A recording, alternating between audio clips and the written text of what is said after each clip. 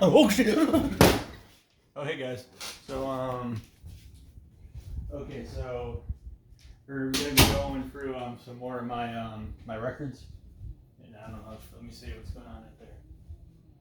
Someone must be doing some weed work or something out there. Anyways, let's go on to some more. Actually, hold on. I'm gonna show this one first. I did an unboxing video of this one today, but I might as well show it anyway. I'm gonna start the thing now. Okay, so this is Caligula by Lungo Ignata. This album just came in today. So this is one of my favorite albums of last year. I kind of prefer All Bitches Die over this one though, but this is a really good album too. And this is was signed to Profound Lore, I think. One thing that's interesting, if you look at the inside of it, it's like all like, I don't know, it's got to be one of the coolest looking insides of a album I've ever got. But she's a really, really great vocalist and puts a lot of emotion into her music. And it's like her music is like terrifying, almost like, but it's also just really, really beautiful too. I mean, just, I don't know.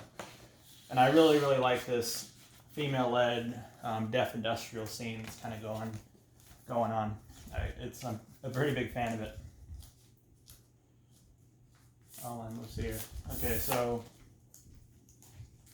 Oh, and also, by the way, the thing Caligula, that's the name of the album, but she actually got this tattooed on her chest for the album cover, which is pretty interesting. A lot of dedication to do that. Anyway, so let me go into the ones that are in here. So this one is Low by David Bowie, and I don't know if you can tell, but this one is a bootleg, just like the My Bloody Valentine one, and a very crappy bootleg. It's also a colored one, if they do that, because people will get it. It's not a very pretty, kind of ugly red though, but they actually reissued this one too. Maybe when I go to the record store next time, I might pick it up or something, because this is one of my favorite albums of the 70s, and it's also my favorite album by David Bowie.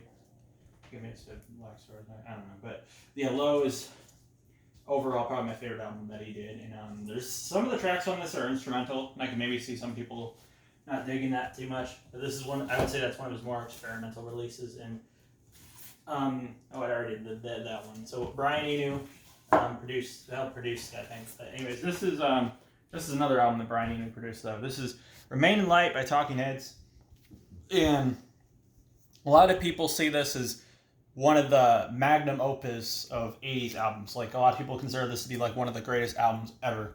And I could definitely see why. But it may come as a bit of an unpopular opinion. I don't consider this to be a perfect album.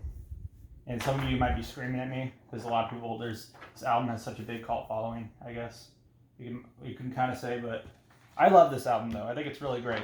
It's probably like a strong 9 or something for me, I don't know. But it is one of my top 100 favorite albums though. And there's a musician I've been getting into recently, Fela Kuti, who's a Nigerian Afrobeat musician, and his music is a big influence on this album. There's a lot of Afrobeat influence on this.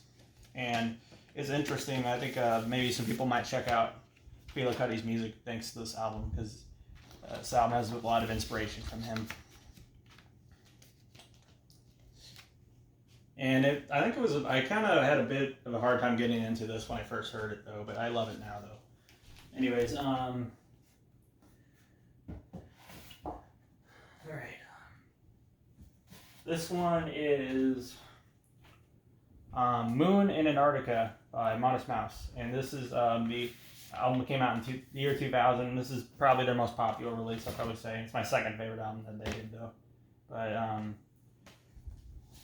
this one is not really is a lot less heavy than Lonesome Crowded West, and it's a much more psychedelic and calmer kind of album. Which for me, I kind of like the really, really heavy or punk influence stuff. But there are a few punk influence songs on this, but it's mostly more psychedelic and indie rock inspired. But it's a really great album though. But it's not my favorite, but it's probably my second favorite though. But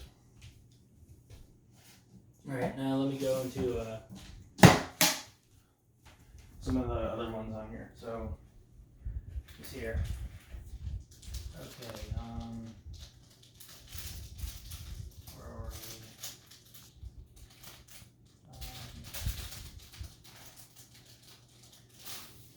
we? This This one is Quebec by Ween, and you guys might have known Ween from the meme with Ocean Man, which that song is not on this album. This album came out in like 2003, I think. It was actually pretty far into their career, but this is actually my favorite release that Ween has done. Ween is known for being very weird, and you would think by the cover this would be one of their weirder albums, but this is actually one of the more serious albums, I'd probably say. One of their less weird albums, I'd probably say, which is kind of weird because I would think maybe I like Ween because they're weird, but I feel like they actually do a lot of their serious stuff pretty well. And there's actually some really great ballads on this too. And pretty easy to get into, I'd say too. This is a really, really great album though. And one of my favorite albums of the 2000s. And also my favorite Ween album too.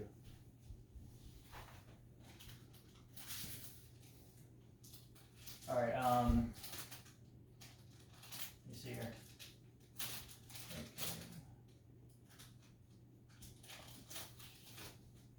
This one is Bird Cat by Ulver, and Ulver is one of my favorite groups, and the big reason is because they have so much diversity.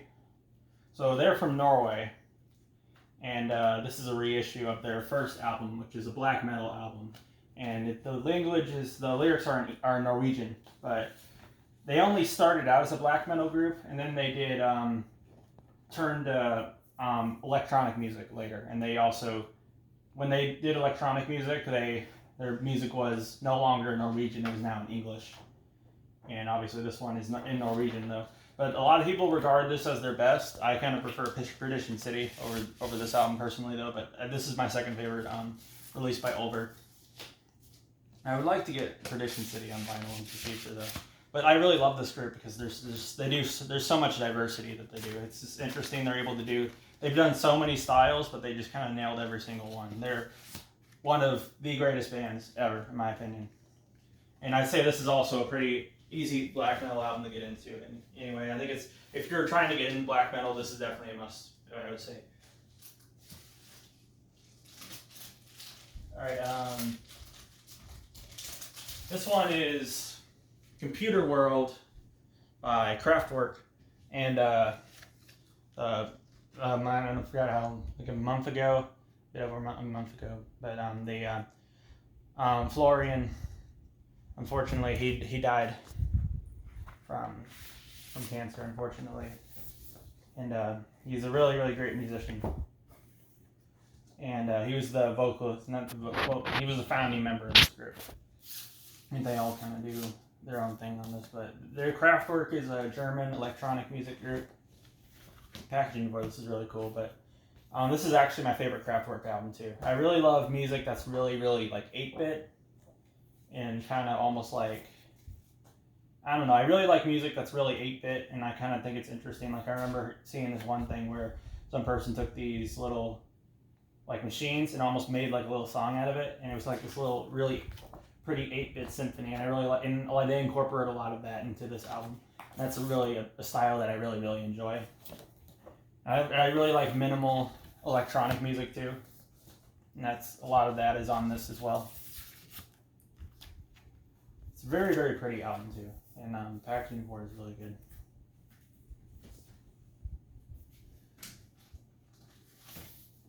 Let me see.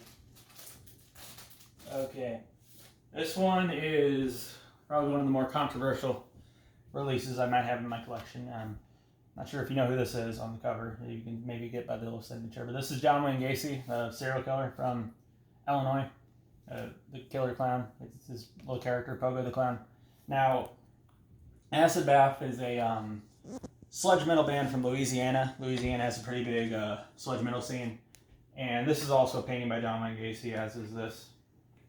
And they only have 2 albums.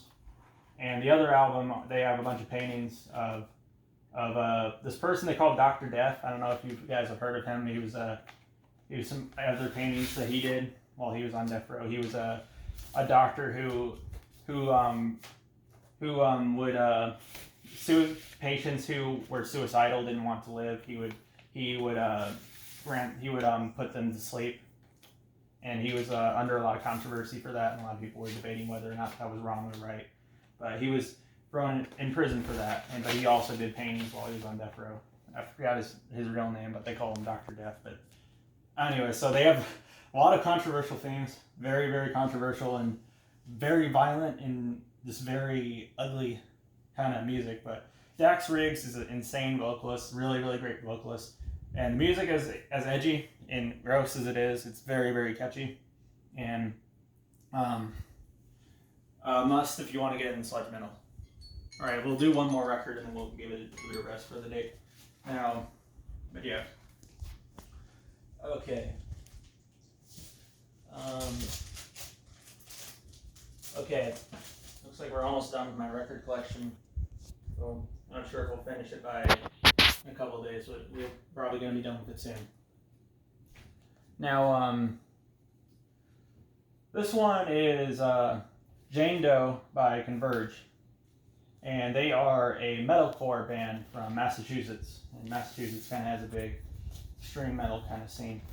And I wouldn't take the records out because they're just kind of plain. But one thing I thought was interesting, kind of different, is there's a J, an A, an N, and an E for the side instead of A, B, C, D. But I guess because it spells Jane, that's why. But this is a concept album.